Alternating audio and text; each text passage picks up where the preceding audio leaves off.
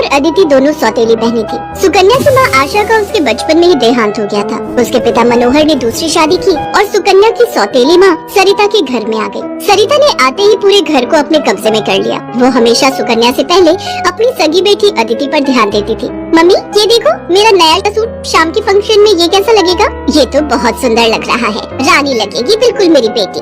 Mummy वो सुकन्या को क्या दोगी पहनने के लिए? वो भी तो हमारे साथ शादी में जा रही है, पहन लेगी कुछ भी जो उसका मन होगा। मेरे पास इतने पैसे नहीं है कि मैं उसके लिए भी नया सूट खरीदूं। वैसे भी तुम्हारे पापा का अब इतना काम नहीं बचा। मेरे लिए तुम्हें नया सूट लेकर देना जरूरी था। बहुत लोग आएंगे वहाँ, क्या पता कोई तुम्हें अमीर घर का लड़का पसंद कर ले।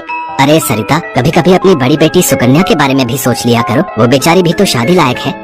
बस आ गए अपनी लाडली बेटी के बारे में चिंता करने। पता नहीं कौन से मनहूस दिन मेरी तुम्हारे साथ शादी हुई थी। जब से आई हूँ एक ही नाम तुम्हारे मुंह पर चढ़ा हुआ है। देखती हूँ सुकन्या सुकन्या। अरे तुम्हारी दूसरी बेटी अदिति भी कुंवारी है, वो भी तुम्हारी ही बेटी है। उसके बारे में भी कुछ सोचा करो। मैं हूँ जो पैसे जोड़ जोड़ कर अपनी बेटी को सूट दिलवाए है। अब शाम को चलने की तैयारी कर लो, बहुत बड़े बड़े लोग उस शादी में आएंगे। ये तो मेरी सहेली पुष्पा की बड़ी मेहरबानी है जो उसने हमें एक कार्ड दे दिया, वरना हम गरीबों को इस शहर में और इतनी बड़ी शादी में कौन पूछेगा। मनोहर को पता था कि सरिता का स्वभाव बहुत ही खड़ूस है, इसलिए वो चुपचाप अपने कमरे में चला जाता है। शाम को सब लोग शादी के लिए तैयार होते हैं। अदिति बहुत ही सुंदर सूट पहनकर तैयार होती है। सुकन्या के पास तो कपड़े ही नहीं थे। अचानक मनोहर सुकन्या के पास आता है। सुकन्या बेटी ये ले, ये तेरी माँ की साड़ी है, तू ये पहन कर तैयार हो जा। देख कितनी सुंदर साड़ी है, मेरे संदूक में रखी थी, मैं वही ढूंढ रहा था और आज मुझे मिल गई।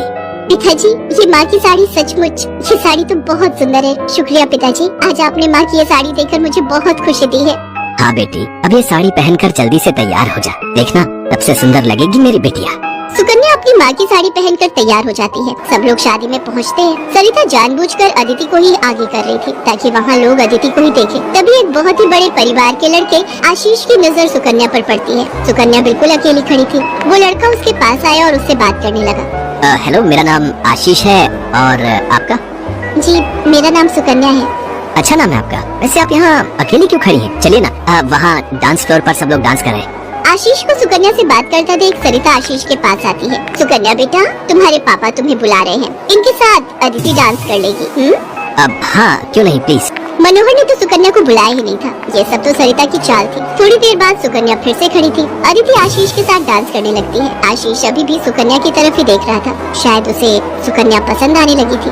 आशीष पूरी शादी में सुकन्या से बात करने की कोशिश करता रहा, पर बार बार सरिता अदिति को बीच में लाने लगी। पर आशीष के मन में तो कुछ और ही चल रहा था। एक दिन जब सुकन्या घर के काम कर रही थी तो अचानक मनोहर के साथ आशीष और उसके माता पिता आ जाते हैं। सरिता, जाकर जल्दी से चाय नाश्ते का इंतजाम करो। घनश्याम जी अपने बेटे आशीष का रिश्ता हमारी सुकन्या के लिए लेकर आए हैं।